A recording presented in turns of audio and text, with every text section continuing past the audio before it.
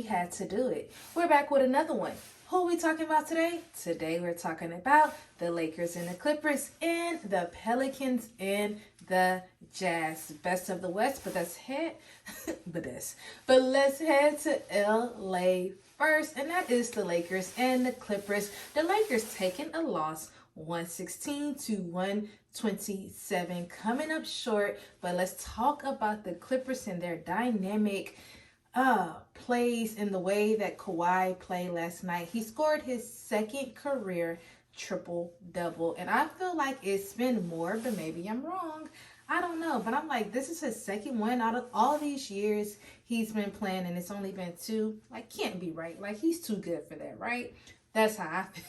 That's how I feel. But anyways, he finished the game. He had 25 points, 11 rebounds, and 10 assists. So it was just like big ups to you. Big ups to you. And then the second person I want to talk about, and that's going to be James Harden going off. He had 23 points and then he had 10 assists. Y'all already know, like, he is the assist king when it comes to the Clippers. And I just really love what the Clippers are doing, because I told y'all how they started is not how they are now. They have moved up in the Western Conference, looking really good and just being stronger than ever and better than ever. And that's what it's all about.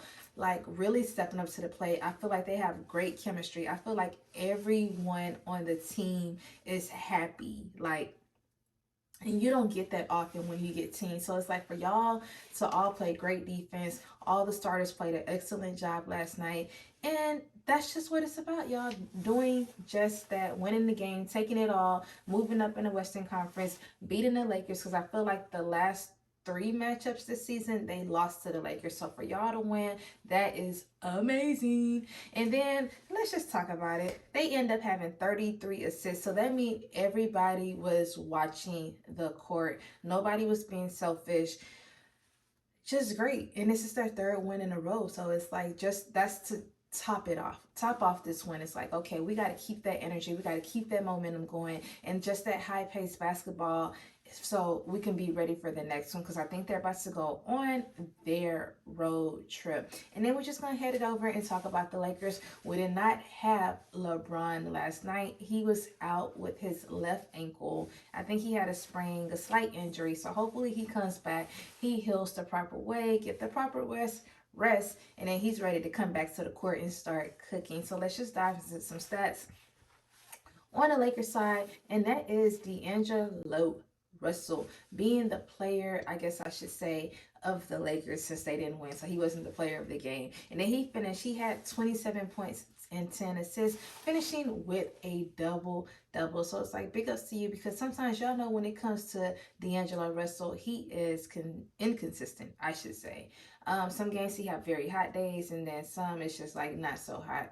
But I do find the ones when LeBron is not playing, that's when he knows how to step up. So you got to give him his props for that, to just take control and take the lead. And the next person is going to be AD, of course, finishing the game. He had 26 points and 12 rebounds. So the thing about the Lakers last night, I don't know what it was. I'm not sure if it was just lack of defense, but they only led once the entire game, and it was only by 1 point. But the crazy thing about it is they outscored the Clippers 33 to 29 in the third quarter. So it was like, y'all knew how to stop the ball. It's just, like I said, it wasn't enough to get the win. So I don't know. But anyways, let's just dive over to New Orleans and the Jazz. A very exciting game for New Orleans, setting some records. They scored 153 to 124, dominating, killing the Jazz last night. And let's just talk about some records that was set. Number one is the most points that they had for franchise history for New Orleans, 153 points. Number two, they had 41 assists last night. Like, that means everybody was touching that ball. Number three, last but not least, they made 60 field goals last night. So it was like, big ups to y'all, New Orleans, like setting some really great records, being happy about it, especially coming off of that loss to the Suns. CJ, he started cooking. He hit 9 threes last night, and then he finished with 33 points. And what he said basically was like, he was energized. He said they had 3 days off, and he said he feels like the NBA should always give them 3 days off so that way they can watch their plays, they can see what they did wrong, so they can come back bigger and better, figure out the mistakes that just did not work for the next game. You know what I mean? And I think that's just what worked for them. And he was just like, they was energized. He was watching the plays. He watched back, the videos and seeing like, okay, we made this mistake. Let's not do it for the next game. And I think he was just pumped.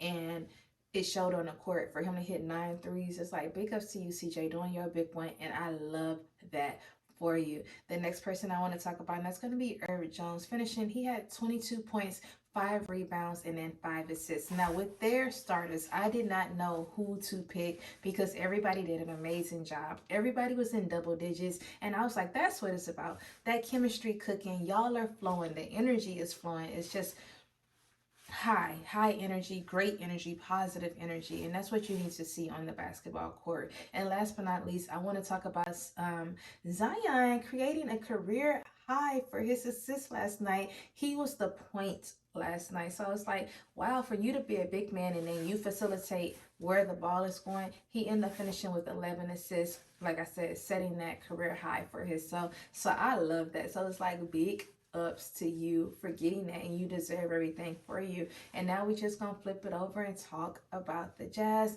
Like I said, we had a quiet Jordan Clarkson. They did not get the win, but Sexton, he was next in line. Finishing, he had 22 points and then he had 7 assists. So it's like big ups to you. And I feel like he's a consistent player when it comes to the Jazz. He's one of the people I kind of talk about a lot when I'm talking about them. And the next person, I know I'm going to say their name wrong. I just know it.